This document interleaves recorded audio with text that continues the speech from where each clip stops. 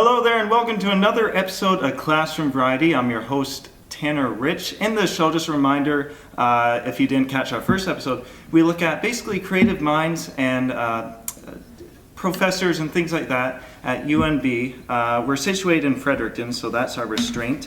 Guest today, I'm very excited, is he got awarded the title of Book of the Year by The Guardian. And as well, he's won many other awards. I believe we will get into those. It is Mark Jarman. Mark, I hope I got your name right. That sounds right. All right, welcome to the show. Thanks very much. Trust makeup and hair treated you well and such. And the green room was good. All right, good enough. So you are from Edmonton, Alberta. Yeah, originally. I haven't been back there in a long time. But How long were you there? well, I grew up there, and I probably stayed there till I was about 20 or so, but I wanted to go to school somewhere else, and I visited a friend who was doing music in Montreal at McGill. And I just thought, this seems kind of cool. He's, doing a degree, but it's almost like traveling, being in a different city. So I ended up looking at a few different places, and then I ended up in Victoria. Right. And did English and creative writing there. You took it or you taught it? Well, at first I took it. Okay, right. Yeah, I did an undergrad degree there, and then I did a master's degree at Iowa, the Iowa Writers Workshop. Right. But I did end up back in Victoria teaching. Right. Yeah. Okay. For the Writers Workshop in Iowa, what was that experience like? What did you go through? Oh, it was really good. It was really good. It was kind of cumulative. Like, it's nothing you can pin down to any one change, but over 2 years you're just living and breathing writing, and so you just get better. And I read a lot of people, found out names that I wouldn't have known, and and it was a little bit competitive, so that pushes you. It wasn't really too backstabbing, but it was definitely people competing for to be a TA or to get funding, but it was good. I made some good friends, people I'm still in touch with, but there were times I was wondering why the hell I was there, or running up long distance bills saying, where are you, but all in all, it was good. Very good. And I feel like my writing changed while I was there. I went from writing kind of straighter A to B stories, I walked across the room, I went into the store, to then writing more stream of consciousness, and just kind of, I wanted more energy, and I did a road story that was just out of matchbooks and notes and napkins and just a bunch of stuff, and I put together just a really rough draft of it, and then I was looking at it thinking, I don't really want to polish this too much. I want it to stay a bit rough and just get that kind of energy of the road, and not clean it too much in a way. And so then I think things I did after that were almost a mix of the earlier, more traditional stories, and then this kind of stranger, more stream of consciousness. I tried to then find a middle ground in a way, but there's definitely some of my early stories I can see a before and after, like those are the early ones. Then here it changes a little bit. So it was good. All right. While you were in Alberta, you said you were there until you were about 20? Yeah. So you talked about advancing in Iowa, but where it all started was that while you were, like, when did you realize that writing is something you'd be interested in? Well, I like junior high and high school, I wrote a little bit, but it's that, kind of thing that's, I'd be embarrassed to see it now. But, I was a bookworm. Like, I always read, and the family was good that way. They were always newspapers, magazines, and actually I'm really sad at the death of newspapers, because they're so good for writers. Like, you just find so many little things. Like, you've got my book there, Knife Party at the Hotel Europa. The knifing in that book came out of a little article in the local paper, and it actually took place in Oromocto, but I transferred it to Italy because I was writing a book about Italy. Right. So it's just these, to writers, these little gifts. Right. But yeah, I guess I was saying I grew up, there was just always, Reader's Digest, National Geographic, those kind of things around. And my mother had a lot of books she read. And my older brothers went to university before I did, and they had these bad books. My mother would hide them, but I knew the hiding spots, so I could go get these books that we're not supposed to be looking at them. And so Forbidden Fruit, I think, always makes it better. Yeah, I guess when I took time, I hated high school, actually. I really didn't like it, and So I took a few years off, and then I went to UVic, University of Victoria, and I was doing English, but I took one creative writing course, and then I just found I got more and more into that. So I did a double major, did both of them, and so I have to say it was taking workshops at UVic that really got me rolling. You've written books, novels, short story collections, nonfiction, travel stories, and things like that. And I'm going to want to get into your traveling in just a little bit here. But examples would be, for the novel would be Savage King Ya, and Knife Party at Hotel Europa, it would be short stories. And for nonfiction, an example would be Ireland's Eye. Could you give a little information about these, such as like an example, I guess would be like a preference on what to write, short stories or nonfiction, things like that? Maybe what goes into the process. Yeah, I think my brain prefers short stories. There's something about it. Because Knife Party, it was supposed to be a kind of sunny novel set in Italy, and then it wasn't working, and I started just pulling out pieces separately, and then those were working much better. And so basically, one review said it reads like a novel, because each story leads to the next, and there's the same characters throughout. And I tried to get kind of where could I begin the book, and where could I end the book. And so it ends with a plane taking off Italy and looking down, and it's kind of like say goodbye to Italy, but there's some weird images there. So short stories, I think, are just closer to my nature, and it's my favorite form. I think they're really natural. Like, I play old timers hockey, and you sit around the room after and drink beer, and people tell stories, and they don't write novels in the room; they tell stories. And so I find it really natural, and I think there's something about my brain. I can just live in that little world. Whereas a novel, I find it hard to juggle all the pieces. I'm just not good at it. So, but Salvage King was a hockey novel. There's more than hockey in it, but it's very episodic. So there's lots of little stories within it, and I think that was one way I could get a novel done, was just make it really episodic and just do a bit at a time and a bit at a time. So we also have here, there's one called Coming Attractions, which at the top says you edited. And also we have a couple fiddleheads. One is from, one's a summer issue from 2009. And then this one is just this winter here. That one there. So,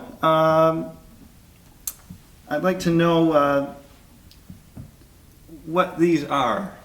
I can tell you that. I guess the biggest question, because there are collections of various pieces by I gather students. No, not at all. No, Fiddlehead is international literary magazine. It's here at UNB. Okay. But we get submissions from all over the world, and States, Ireland, Asia. Mm-hmm. But occasionally we have local people in it.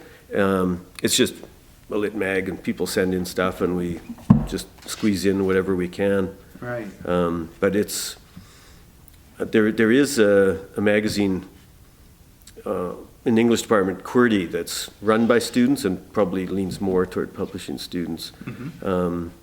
So I'm a fiction editor with the Fiddlehead. So there's poetry editors, nonfiction, but I'm more fiction. Coming Attractions was every year it was 3 new writers, so 3 stories each, 3 writers, and it's a really nice idea. It was basically just watch out for these young writers. Here they come. So Coming Attractions, and it's the same press. They also do Best Canadian Stories. So every year one of these would come out. Okay. So overall, from as far back as you can remember, what spiked such an interest in writing? And then there's a question attached to that I'd like to ask, as in like influences behind your writing.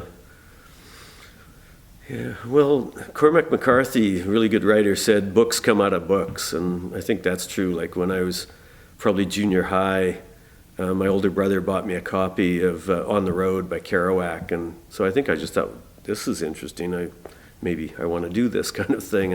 And influences, there are just tons. Like I'm a sponge. I just take up stuff everywhere. Like I said, it can be a note on the ground. It can be something in the newspaper, something on TV. Just trying to think of an example. I've been doing more travel pieces lately, and I wrote one piece. It was in a cathedral in Trogir, the coast of Croatia, and it would be kind of a boring piece, just say, nice cathedral, beautiful entrance. But then I saw this drunken guy jump up on the altar and start necking with the Virgin Mary, the big statue, and he was really like slobbering and going, Maria, Maria. And so I just thought, okay, now I've got a story, because, if you just say nice cathedral, it's not that compelling. But when I get a hook or something like that, I can then build around that. So I put other people, other parts of the trip, food, like just had Croatia had some of the best food of my life. It was just amazing. They got a mix of kind of Slavic, Italian, Middle East, everything in there. It's kind of amazing, and it's cheaper than Italy too. But that's one example. And then I wrote a Shanghai piece, couple actually. One was just about, I had this really wild cab drive to the airport in Shanghai, and I thought I was going to die. I became stoic. I was just like, I'm going to die in this cab. This guy was a magician. Like, he just flew, and there was no space, and he would go in somehow, and it was like the laws of physics were gone. He just somehow went through, and he would never slow down. He was the fastest in like crowded urban traffic. I've never been anything like that. So I basically tried to find, how can I write about that without it just seeming like, well, here's this taxi ride. But another Shanghai piece I'm working on, it was a friend of mine, got invited to this special club, and he didn't know what it was going to be, and then it turned out to be these Red Army singers on a stage, and there was all these Army generals in full uniform, but it happened to him, and I wanted to take it and make it mine and change it to, like, I went to this club, I saw these generals, and so it's kind of a mix where the story is nonfiction, the story is true, but the point of view of I doing it is not true. And so I don't know, I don't worry too much about that stuff. I do fiction and nonfiction, and I do travel. And lately I've been doing a lot more travel writing. Right. Got some pieces like on Croatia, India, Shanghai. I was in Victoria over the summer, and I saw these two drug addicts in a park looking really in rough shape, and I just thought, I don't think those guys are going to be alive much longer. But one guy had a T-shirt up over his head, and to keep the smoke in, and he was smoking like a little rock or something, but keep the smoke. So I looked, and there was a guy with no head, like he'd been decapitated, and this other guy was trying to stand straight and just couldn't. And so there was something about it that caught my eye, and so I just make a note of it. But I also realized Victoria is very health conscious, like everything is herbal and organic and cleanses and detox teas, and I just thought there's such a contrast. There's this real concern with health and taking care of yourself, and then I see these two guys, there is no concern at all. Like, they've boiled the world down to a little rock that they're going to smoke, and that's everything. And so I just go home and then try to work with notes and try to make something out of it. So there's no formula. It's just kind of whatever I see, whatever sticks in my head, or whatever I hear. But I try to be open all the time and just be collecting. It kind of ruins you as a human in a way, because everything is material. It's always, like, how can I use this mug as material? Somehow? Right. Of course, you said for part of your inspiration and how you got into writing, and I think probably what makes a good writer is reading a lot. Oh, yeah. What do you find yourself reading in your downtime? Because I've been in your office, and there's books like littered just everywhere. I know, it's starting to look like a hoarder's room. It's like a little pathway through the books. I think I've been reading more and more nonfiction, and I don't know if that's because I'm writing more or if it's just a general trend today. Because I think the book world, publishing, has swung a little bit more toward nonfiction. There seems to be a switch. Like, if you check out like Kobo and things like that. Yeah. It's a lot of the front page is nonfiction. Is that right? Yeah. Yeah, and so-called creative nonfiction I like, because you can be a little more creative with it. So, I can use dialogue and characters and descriptions as if I was writing a short story, but it's, it's technically nonfiction. But as I said, I don't worry too much about those those lines, which side it's on. I just kind of want to write and make it seem convincing or plausible. And, like in my Irish book, I had, a scene in an Irish pub, and there was probably several Irish pubs that contributed to that, but I'm not going to write 7 scenes. I'm going to write 1 scene in a pub. And so is it fiction or nonfiction? I'm just not going to lose sleep over stuff like that. It's, it's all pretty accurate, or if it isn't, it could be. Like Atwood often says that, in Handmaid's Tale, that everything in there has either happened or could easily happen. And so, I think, there's some duty to truth, but I never signed a contract when I popped out of the womb that I'm always going to tell the truth. So as a writer, Faulkner said he didn't mind lying all the time. He lied in interviews all the time. I think that's fairly accepted, like in movies and things, like if it's like a biopic or something like that. Yeah. They're just, everything's like meshed and Yeah. they change things. Oh yeah, definitely. Basically, if it enhances the story, then Yeah. I don't have a problem with it myself. But Yeah, I had a childhood friend. It was kind of more teenager, adolescent, but he used to always say, "It's a lie, but it's a good story." Yeah. He would just have this as a footnote on anything he told. Who's the greatest Canadian author? The greatest? I don't really think in those terms, but I think there's a bunch up there. Like Alice Munro got a Nobel Prize, so I think she's a genius with a short story, and she's never done a novel. They sold one of her books. They tried to market it kind of as a novel, but basically it was collected stories. But, Atwood's a genius. But I don't really think about borders. I just kind of like reading good stuff. It's either good or bad, or it interests me or doesn't interest me. And so there's often, really obscure writers that I think should get much more attention and don't.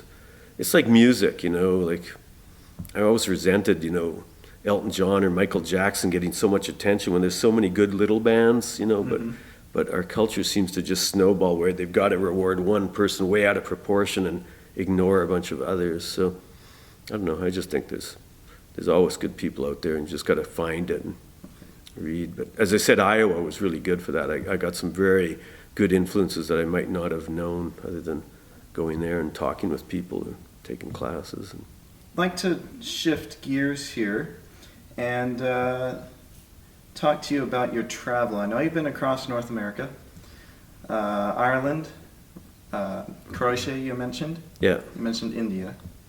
Where else?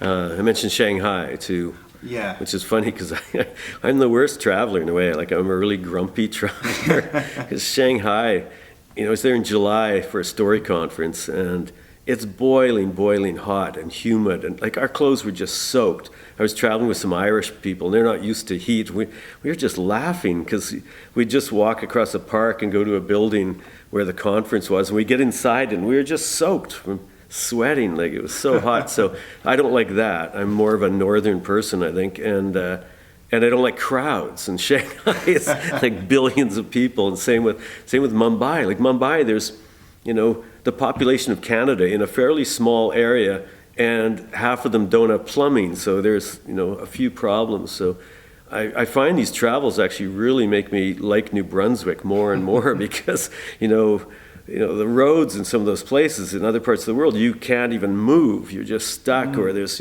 people fighting, and then I'd come in from the airport along the river at 11 at night, and there's no one on the road. It's silent, and I was thinking, well, something's wrong. Like you get used to so much noise and crowd, and then it just seems strange. So I've really gotten to think that New Brunswick is really overlooked as a good place. Like I think we just don't value it. We think it's a have-not province, or people drive from Montreal to Halifax, just drive through, and I think it's a really good place. Like we've got water. I got a roof over my head. We've got good roads with no one on them. You can get out of town in 2 seconds. Like I live in Seattle. It takes you a long time to get out of town. In Toronto, it takes you a long time just to get out of town. And so I don't have that.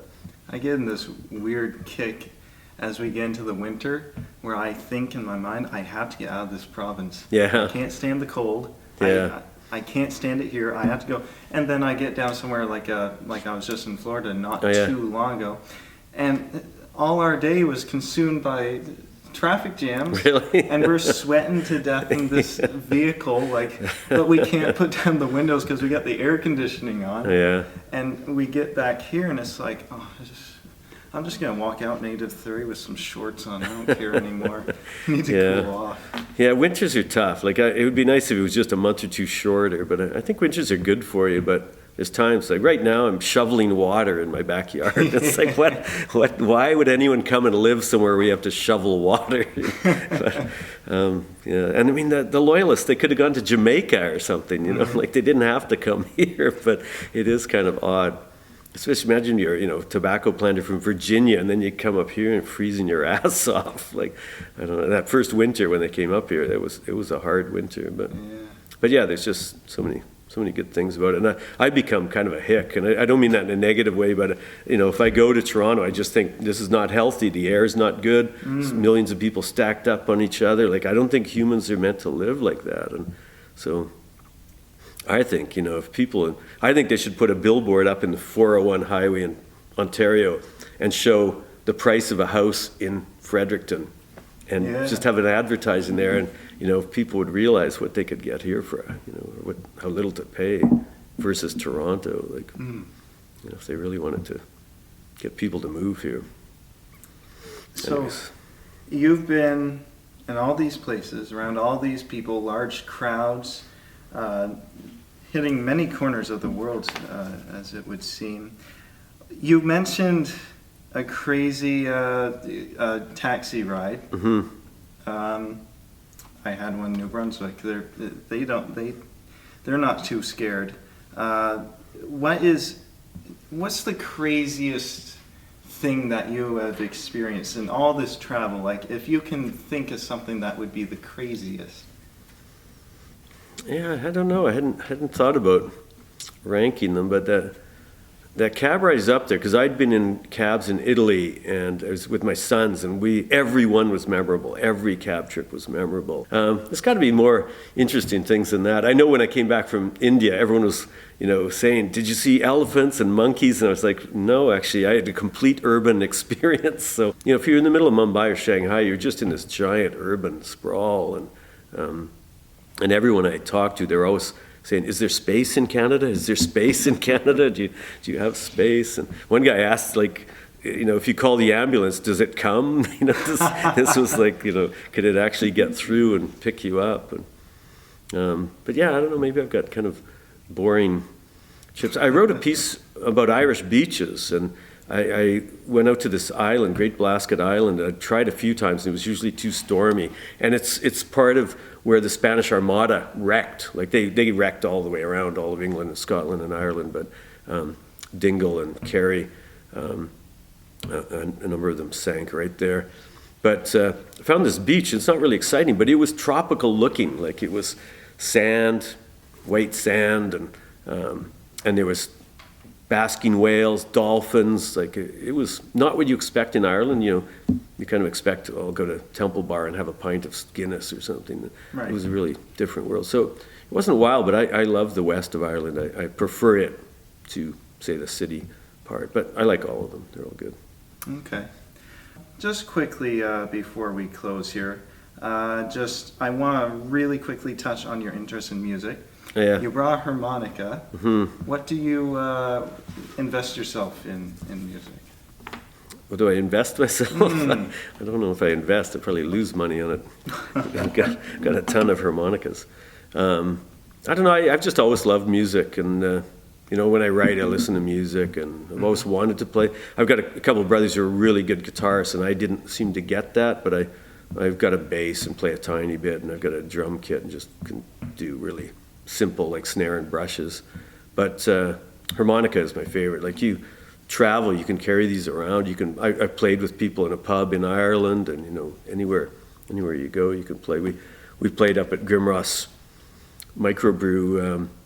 It was a tribute to Townes Van Zandt, a fundraiser for the homeless, and I think for the Living Roots Festival. That was a riot. We got 4 songs together with a small band and played. And when I first came to Fredericton, that's one of the good things about it, was I ended up playing in a blues band, and I wouldn't have done it in Edmonton or in Vancouver or Victoria, I just wouldn't have done it. I don't know what the difference is, but it was less intimidating. And I was just playing with a couple friends, and then some other guys said they'd lost a harmonica player in this blues band, and would I want to try out? And so I went and tried. It was my first band, and I learned a lot doing that. And it was really fun. I missed that. The band broke up. And I think bands always break up. Like when I was a kid, I thought, why did the Beatles break up? And then when I was in a band for about 2 minutes, I was like, how did the Beatles last so long?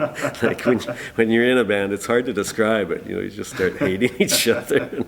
Not really, but and I'm still trying to get people together to play, and I find it frustrating because a lot of people are too busy, and I just think, come on, we gotta play some more. And there's some open mics around town. I'm trying to get some guitarists together so we can just play a bit more. Well, I'll just let everyone know this was Mark Anthony Jarman. He is a writer here in Canada, lives sometimes in New Brunswick if he's not traveling. He teaches under the Department of English here at UNB Fredericton, and wants to play us something real quick to send us off. Yeah, sure. Just do a couple seconds, and we'll say thanks to the band over here too. Yeah.